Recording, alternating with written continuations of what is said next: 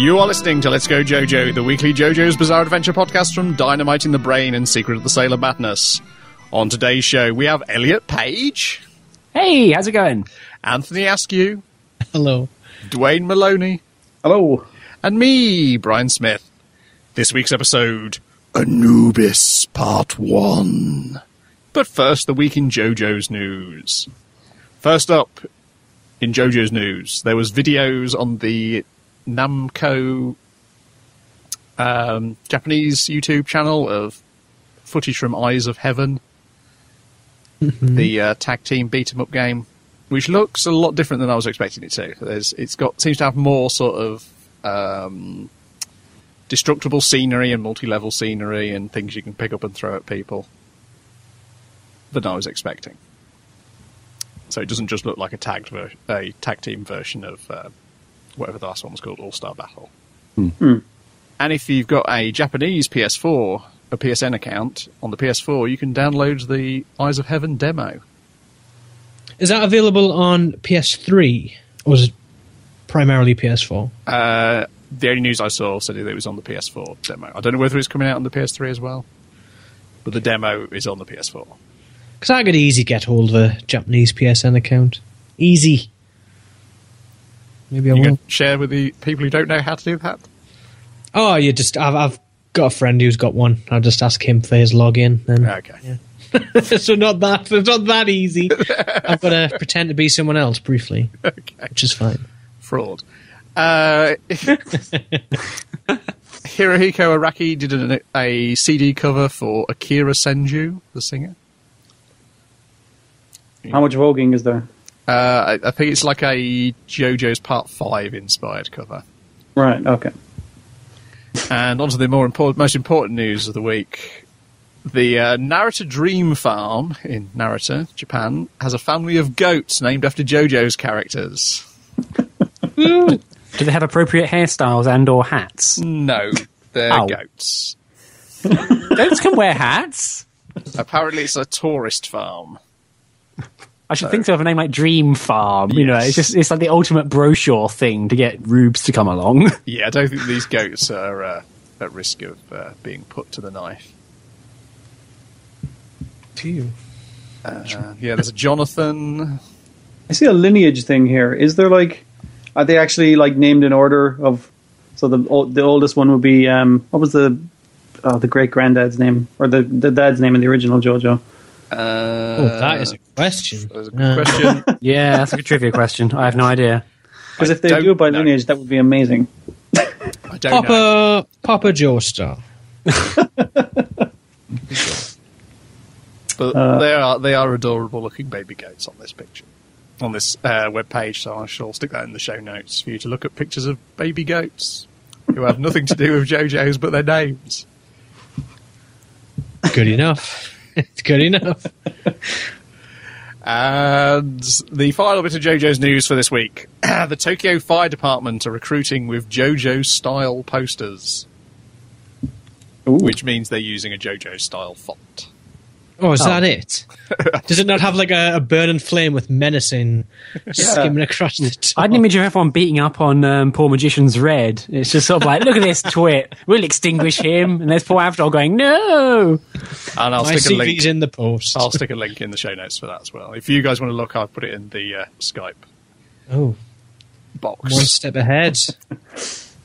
Oh, they got the JoJo's effects going on as well. It looks a lot more mundane than I was hoping. I was hoping for a lot more... I was hoping for a lot more posing, but oh well. Not convincing you to join the Tokyo Fire Department. They have to do a bit better than that, I think. You know, just a bit better. I'm easy. I could do it for career change. And that's the week in JoJo's news. So we'll be back. It was a good batch. It was a good batch, yes. Because my main fear was that we were just going to be all Eyes of Heaven news and all whatever it's called, Stardust. What's it called? Stardust Star? I can't remember what the mobile game's called. Oh yeah, I did see one Western video game site get the names mixed up. Because I was excited for a moment that they were releasing that mobile game in English, and then I realised, oh no, they're actually talking about Eyes of Heaven. Stupid. Yeah, because I don't really care about beat 'em ups on consoles. But hey, if I could play a JoJo's mobile game, I'd be all over that. You and them mobile games. Monster. Hey, I've only played one at a time. As you know, it turns out I can only play one at a time. Chain Chronicle is the one I'm playing at the moment. Are you still playing Simpsons Tap Out? No, I had it complain at me the other day, saying, "Why aren't you playing with me anymore?" Homer cried to me. I was like, "Oh, blooming uninstall." That's when you know it's time to uninstall. When it's whinging. So I'm feeding trading cards to other trading cards to make them more powerful. Which is how Chain Chronicle works, and I imagine that's how all those trading card mobile games must work.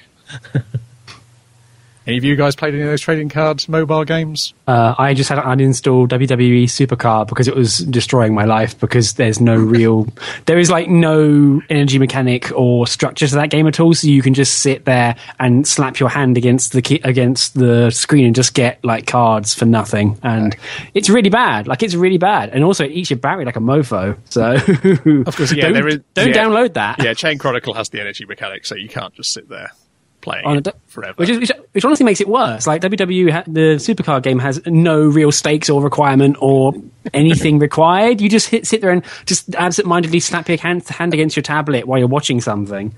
So yeah, don't do that. Don't download that, kids. I played Chain Chronicles. Uh-huh.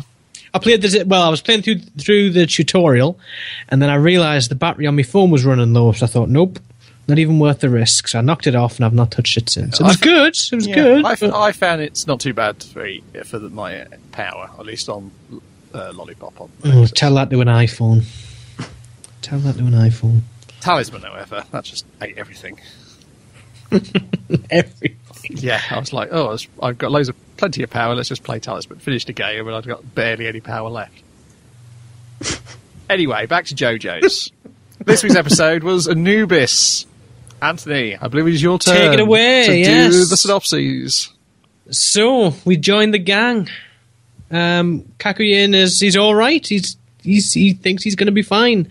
Apparently his pupils were not cut, which is a good sign that you're not going to be blind, apparently. Well, do you think he's fine, or do you think he's just trying to not make them worry? Oh, don't lay this on me now. I thought he was fine. Well, either way, he's still bandaged up. He says, you guys go off ahead. I'm still, recovering and whatnot. And the rest head out on their way. And we catch up with Shaka, presumably is it Shaka Khan? Yes. Is that what's a reference to? Nailed it. As is the barber, whose name is Khan. Oh, I think the stand user was going to be Khan. Okay. God damn it. Revelations everywhere. So he's kind of wandering along with his father and his father's friends, and he's getting ridiculed for being weak and all that kind of jazz. But he's not weak, he's stacked.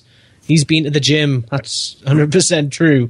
And they stumble across this really expensive-looking sword. And the father's like, we're going to sell this. This is worth a ton. And Shaka's disappointed because he found it. He should get some of the money. But they're all trying to pull it out and unsheath it. And none of them can.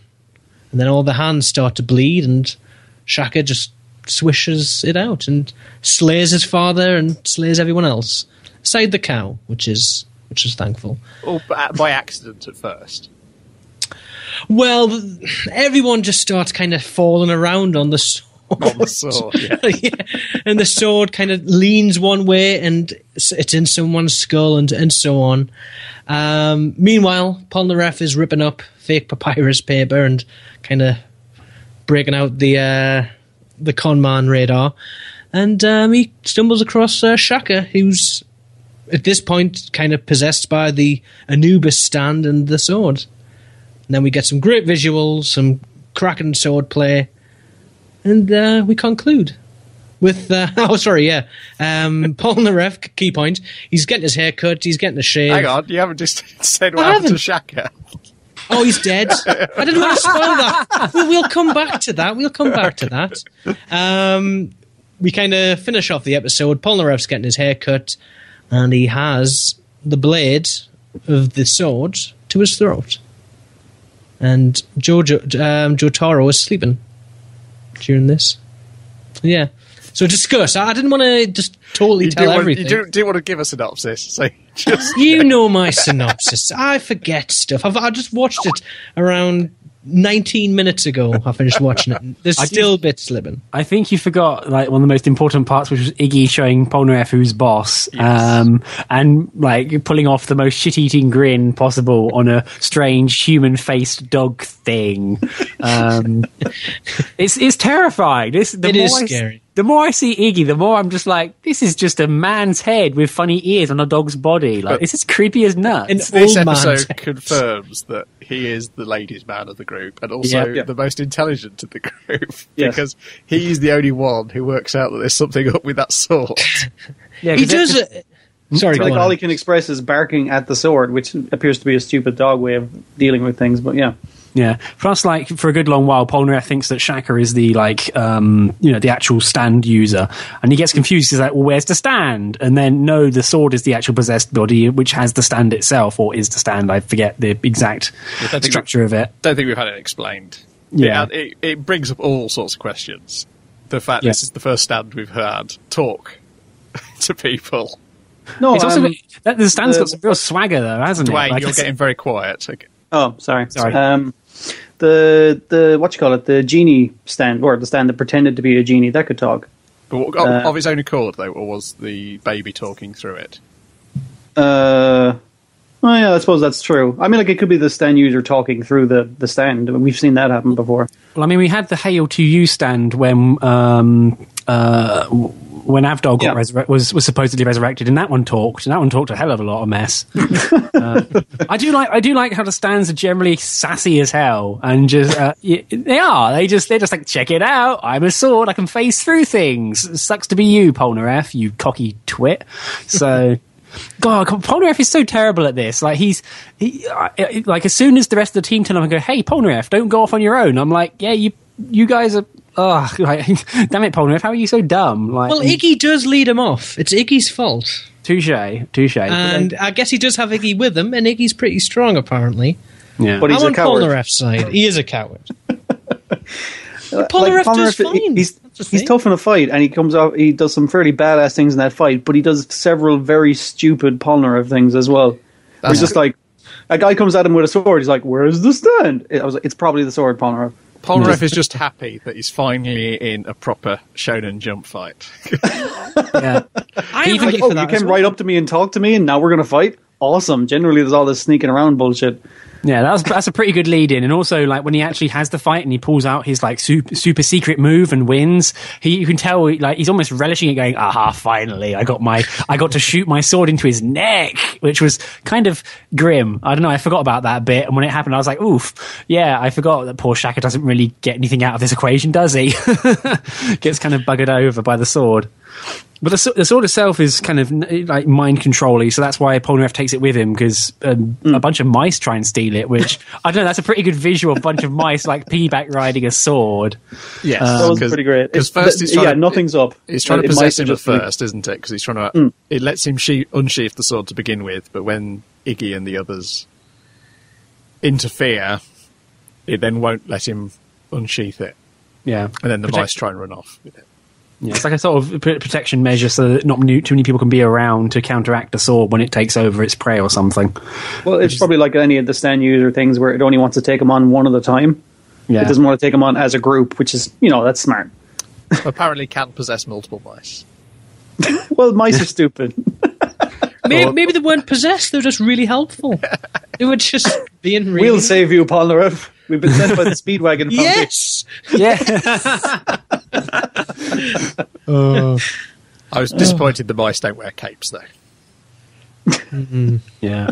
The one thing I did like was Shaka's voice actor. It sounds like the current director of the currently airing show Shirobako, and he's got that sort of like wheedly, sort of whiny voice, which works really well, especially when he turns into a badass when he's possessed by the sword, and suddenly it's like, oh, he still sounds like a pillock, but oh my god, don't get on his bad side.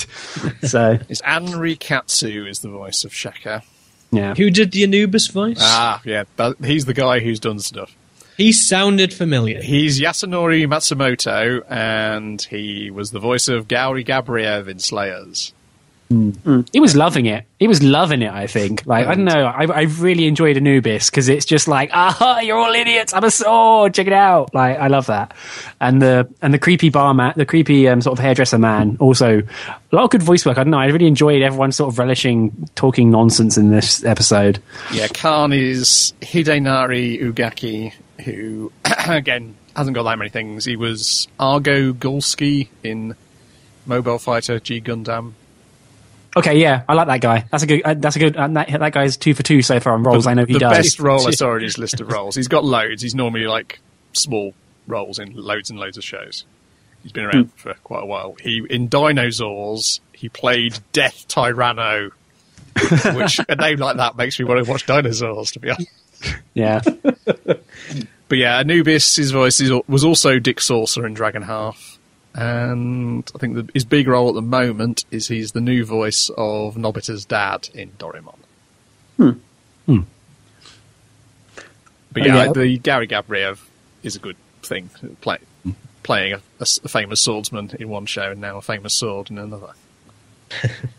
Like, which scene did you find more threatening? The one where he's like nearly like teleporting in between the pillars when he's fighting Polnareff? Or when Polnareff goes to get a straight razor shave, because that just freaking sets me on edge straight away. I'm just like, this is bad. You can tell that when they got the whole like knife sharpening sound effect, they thought, man, that took a long time. Let's use it constantly and put the viewer on edge. Like, that freaked me out. I'm just like, wow, they're really using that sound effect a lot. That sounds really quite tormenting. Like, what are you doing?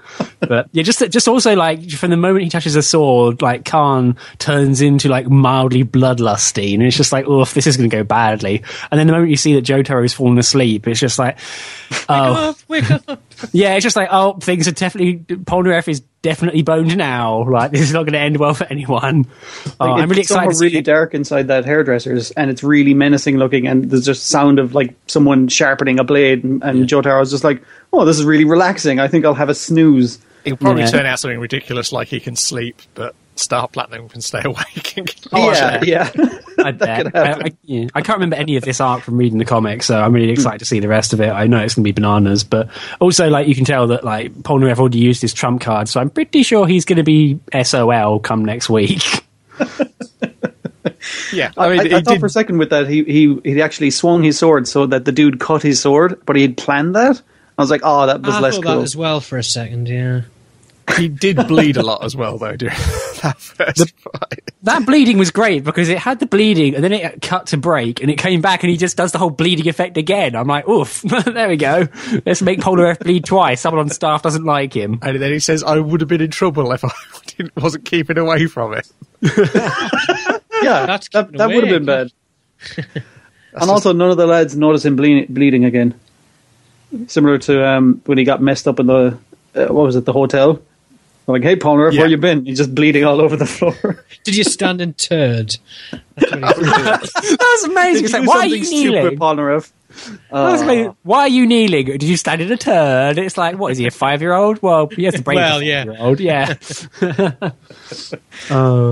Best episode yet.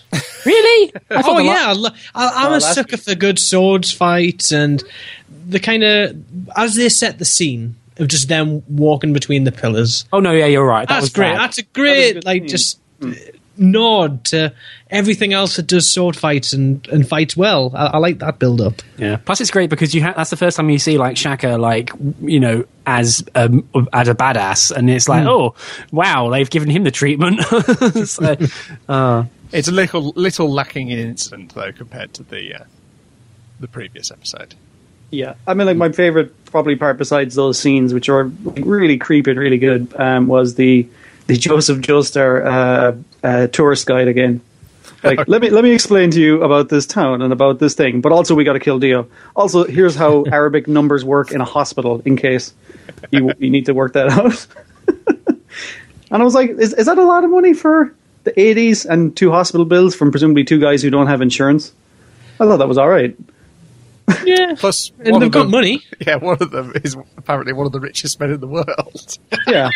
I mean, like, one of them got stabbed in the neck and is fine. The other guy got his eyes cut and he's apparently going to be fine. So, I mean, like, I think the doctors did a great job. Polnareff, what are you fucking complaining about, you asshole? Well, I'm worried after what bloody Brian said at the start. Hey, it'd be okay. I mean, Joseph can just build him some robot eyes with Nazi technology. He'll get his own version of the stingy Space Ripper eyes or something. Except with, like, what do you call it, emerald splash coming out of his eyeballs. Ugh, gross. Just little. They put little emeralds inside his eyeballs that he can fire as a one-shot weapon if he's in danger. It's like a pen with a bullet in it or something. You know, it's just like click, poof, off it goes. Oh, that's gross. I wish I hadn't said that. But no, great episode. I really enjoyed it. A good thing to come home to from work. Oh yeah. Yeah, I think the only other scene we've not really discussed is the one where they're just sitting around discussing the sword in the hotel room while Iggy growls at the sword. Oh, actually, that was some of the most unrealistic dog barking I've ever heard. It was wonderful. It's ridiculous. This is a person making dog barks. That's pretty great. That is the best thing about that voice. It's bark. But he already has a person face. If it started making dog noises, I guess it's appropriate with the human face. Yeah, okay. The only thing better than that is Parasite's sound effects being made by a human beatboxer.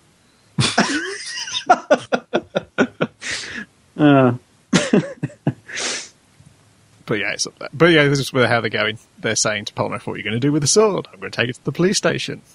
That's a good idea. It's a dangerous weapon. But first, I'm going to get a haircut.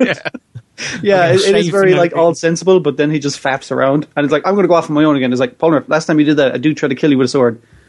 Jorta or go with him, and he's been a real team player again. He's not being the shitty little teen he kind of started with, which is nice. So, well, as soon as he's asked to go with Polnareff, he's just like, "Yeah, okay, I'm going to fall asleep because I'm a lazy shit." But you know, whatever. I'm disappointed that Polnareff didn't ask for a little off the top before, because that is my favourite murderous barber joke.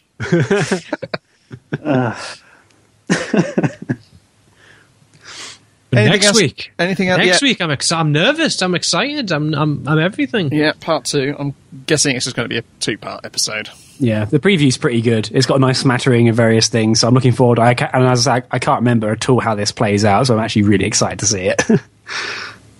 Yeah, it's all looking good. I couldn't think of any sort of horror movie influence. I looked and looked. It's got to be like some possessed Japanese kind of. Yeah, I mean, there's or something. Evil swords and possessed swords. There's loads of those, but I couldn't see any sort of obvious 80s horror movie. Like, I guess look what came out that year and see if there's any possessed swords. I tried. I failed. So if anyone knows if there's any direct influences, stick them in the comments. Or should mention, I don't think I've ever mentioned it since we first did the last episode, maybe, is we're also on YouTube. So if you want I think you've mentioned that. I could be wrong. Yeah, I think, but I haven't mentioned it on the past couple of episodes, I don't think. Right, okay. So if you're afraid of RSS feeds or don't like iTunes, you can check us out on YouTube. And a surprising amount of people do. I was really surprised how many people are willing to listen to a non-video podcast on YouTube. They're mad. Hey man, YouTube is way, way easier to manage the subscription on nowadays. It's like pie. That's true. It's really, and also like using iTunes is like removing your toenails with like, et cetera, et cetera. Anyway, don't underestimate YouTube. It's on everything as well. Like, come on. Exactly, yeah. Got a point, yeah. So you can find us there as well as all the usual outlets. And that ends this week's episode of Let's Go JoJo. So be back here next week for Anubis Part 2. And in the meantime, check out our regular podcasts at secretofthesailormadness.blogspot.com and dynamiteinthebrain.com. And Elliot, where can people find you? You can find me at UK Anime Network, uk-anime.net. I think shortly after this podcast comes out, we'll have a live show on the following Sunday. So come along. It'll be a merry old time. You're going to diss 20th Century Boys on that episode again? I think I'm done with that now ever since you decided to, like, I caught so much Twitter hate for that, so, but I deserve it, I admit, but... It's brilliant. Were you hating on Pluto, were you? No, I love Pluto. Loves that. Oh, I love Pluto. 20th Century Boys goes on way too long. So, anyway, that's a story for another day, but yeah. Yeah, people do love Pluto. Yeah, I mean, your podcast about it made me reread it again, so thanks for making me my loser weekend, jerks. Okay, goodbye. Goodbye. Peace. Oh.